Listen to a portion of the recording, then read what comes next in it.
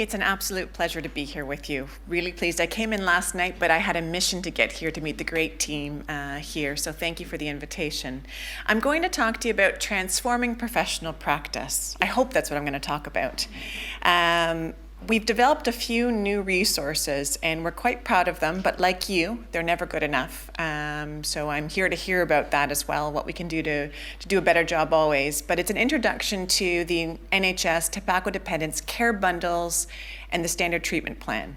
You're already doing great work, that's obvious, but I think it was already referenced. In other parts of the country, the infrastructure, the support, the years of experience isn't there. And we wanted to make sure that we brought together those that have been doing this work for a while and said, what does high quality support in the inpatient setting, not in other settings, that's actually been established previously. What is the evidence to say? How do we organize that? Who needs to be involved? What do they do exactly? And in particular, when time is limited and resources are scarce. So that was our mission. It's been said, but I had it here in any case. All of this is because this is a new standard of care now in the NHS. And I wave that flag quite proudly. I know you are too. The challenge that's always been spoken of already, I just heard it said, getting to more people and getting to them with the highest quality evidence-based support as we can provide in the setting in which we're working, with all of the challenges that come with that, and those have been spoken to, and there are many more that we can talk about. That's impactful intervention. That's making the most of the inpatient visit and helping as many people as possible. This is a visual of new guidance, new national guidance. Just to orient you to this, the first document there is one that if you haven't seen it, it's worth downloading and having a look at. It's what we believe to be are the key messages in working in this area, the talk that we hope we all have together, the way in which we speak about tobacco use in a new and different way in the inpatient setting. The next document I'll speak a bit more about this morning is the standard treatment plan, a tool, a practice tool designed for all of those, whether they be part of the admission team, in the role of the tobacco dependence advisors. What does high quality treatment look like? How do we define it and how do we hear it in words? There's lots of scripts there in sample ways of talking. An associated treatment tobacco dependence training program has been developed to really support the standard treatment plan moving into practice. I've already heard there's been lots of training in different ways. This, if you will, is the core training, we hope, that it becomes the national standard. There'll be much more to build on. There'll be skills that over the years that we need to develop. There's no doubt about that. But this is the core training that we believe tobacco dependence advisors need. Hiding inside there, by the way, is for the frontline staff, the pharmacy team, training that can actually be pulled out, sections of it, if you will, and brought to other workshops, events, etc. All of which, if you look at it, is very high quality, if you will.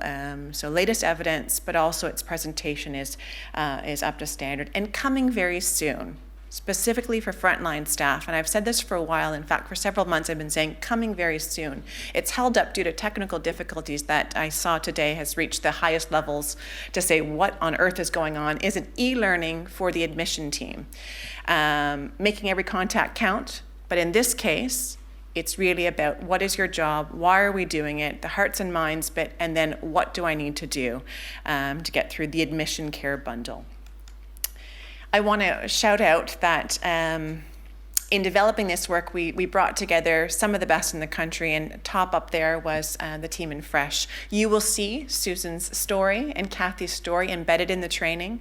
It's not only being played here on TV channels, it's now part of a national training as part of the call to action, and many other resources from other groups used as well. We wanted to bring the best of what we had. To acknowledge as well, we brought a task group together. It was a task and finish group. We finished our work. We're looking for more things to do, by the way. But there are the names and people, and you see there locally, Dr. Ruth Sherrick and Caitlin Robinson were part of this task and finish group, so thank you very much. There was an equivalent inpatient mental health task group, and locally, Carrie was part of that group as well. Some wonderful people, and it was really important that we understand the differences between the acute medical setting and the inpatient mental health setting. Totally different experiences in these two settings. Here, though, are the tobacco dependence care bundles. There are 3. The first is the admission care bundle. It's focused on brief advice and the acute management of nicotine withdrawal, job number 1, within 2 hours. I saw that posted there, and in the mental health setting, within 30 minutes. The standard is higher there for reasons that probably are known to many of us. And the responsibility of the admitting team. And I know this is not functioning well in every organization. We wanted to make sure it was well defined, understood, and simple. And so in a moment, we'll have a look at that. The other care bundle is the specialist tobacco dependence treatment, and it has 3 elements to it. The initial consultation, and for those that are staying in hospital, I heard 5 days was the average. We know that can vary.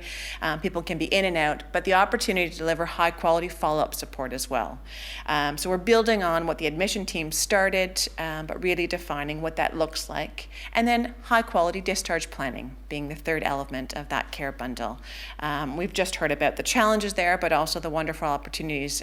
And we know evidence-based inpatient tobacco dependence treatment must include follow-up for at least a month. There's a brand new Cochrane review. Nancy Rigotti in 2012 told us that, but they just updated it. And again, if we're not following patients into community, the intervention just doesn't work as well as it could. So really important around the discharge planning process, and then post-discharge is the final care bundle. So 3 different care bundles with the understanding that possibly that will be handled by community, or it may be handled in-house as well. But to define what that looks like and what's considered there. Really important credit goes to Matt Evison from Manchester to organizing this around care bundles, to speak the language of what we know works and inpatient settings. This is, as we said, a chronic relapsing condition, a clinical priority. So let's talk about it in clinical terms and organize our work in that way. It's a trust-wide approach as well. That was something that we've learned early on. Anyone working in this area, it has to be from beginning to end. All of the physicians, all of pharmacy, the tobacco dependence team, and everyone in between. And it definitely is about changing the culture as it relates to tobacco dependence. It's been spoken to already. So under that understanding that we all need to move together, we've got an amazing tobacco dependence team doing their best. If the frontline staff isn't speaking the same language and prioritizing the same way, the system doesn't work as well. The embedding, the sustainability of the program, and all of the hard work that goes in just can't achieve its potential. So important was changing our language. So in the care bundles, in the standard treatment plan, and some of the accompanying documents, you'll see a new language.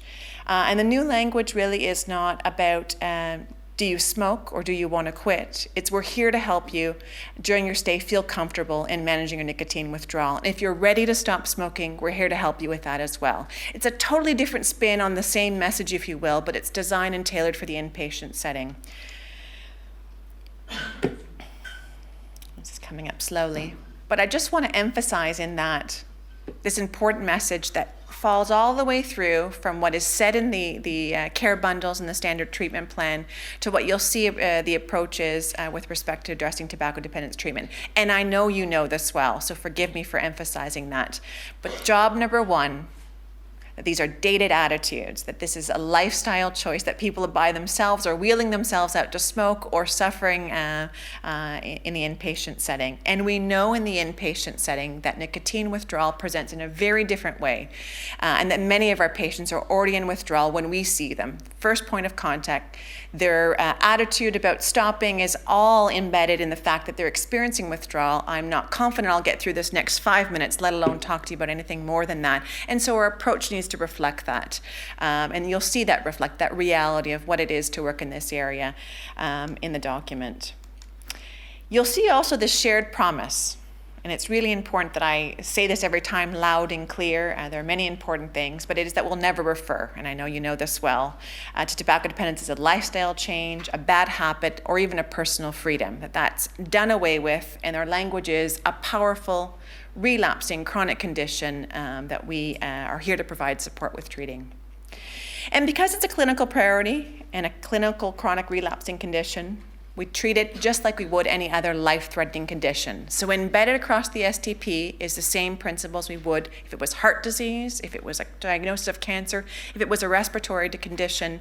We diagnose, we initiate treatment, we provide behavioral change support because this has got many aspects to it.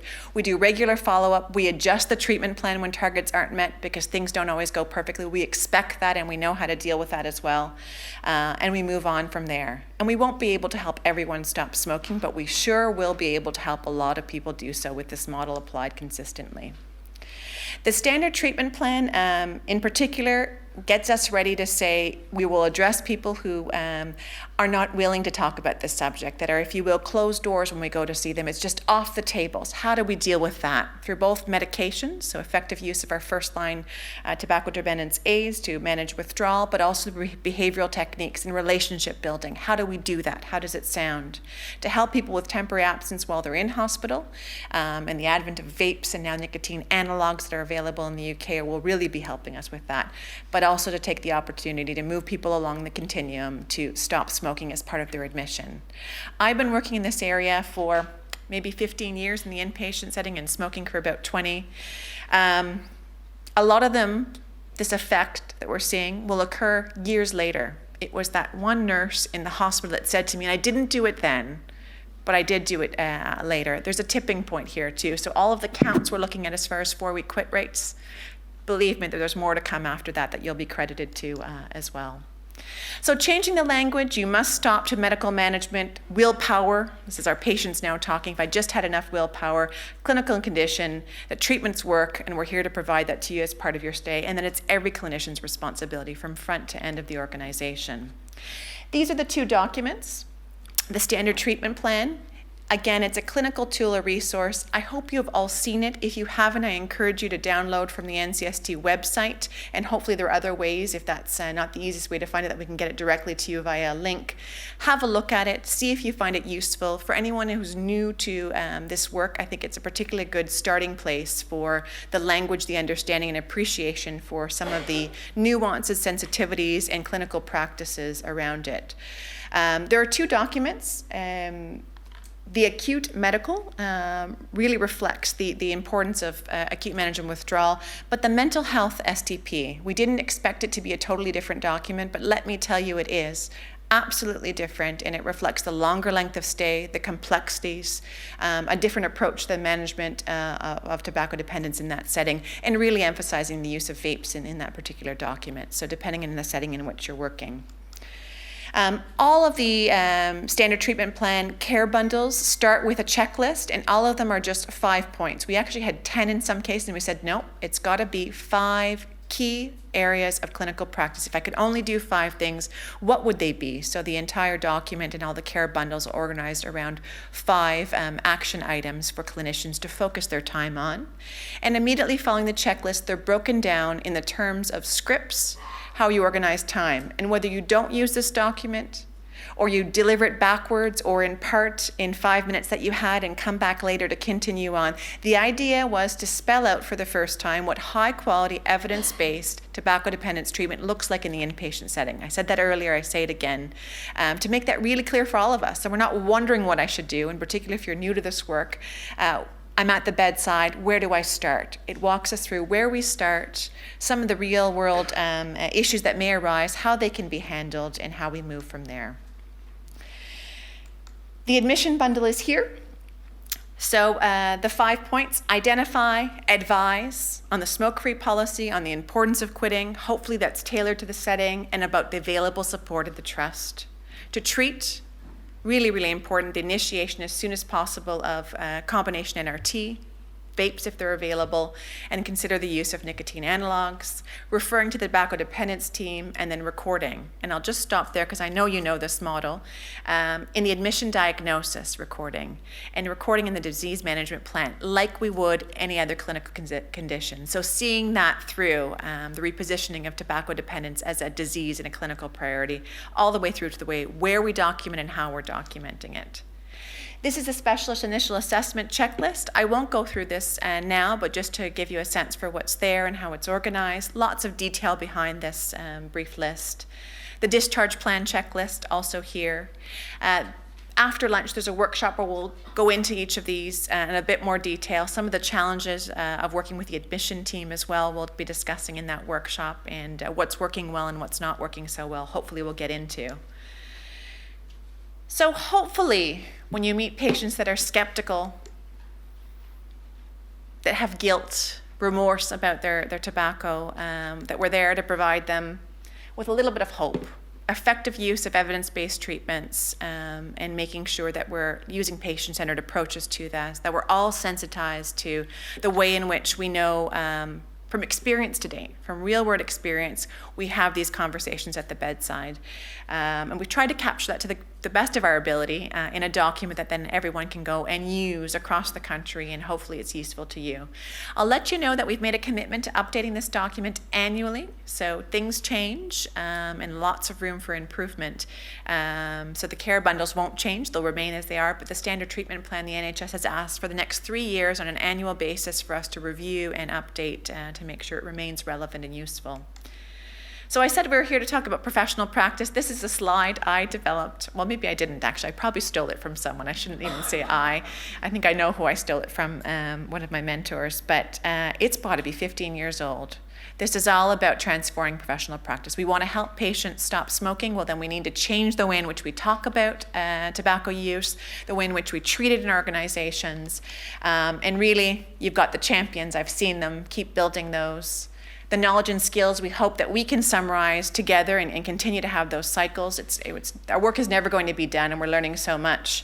I've heard a lot about processes, systems, and practice supports already, but really making sure, as we've done in the STP and the care bundles, to define professional roles. Who does what? Let's make it clear, and how we can make that easy with a supportive environment. That's a new standard of care, I hope, for all of us. So hopefully I haven't oversold that. I tend to get a little bit excited like everyone else here, but thank you very much as well.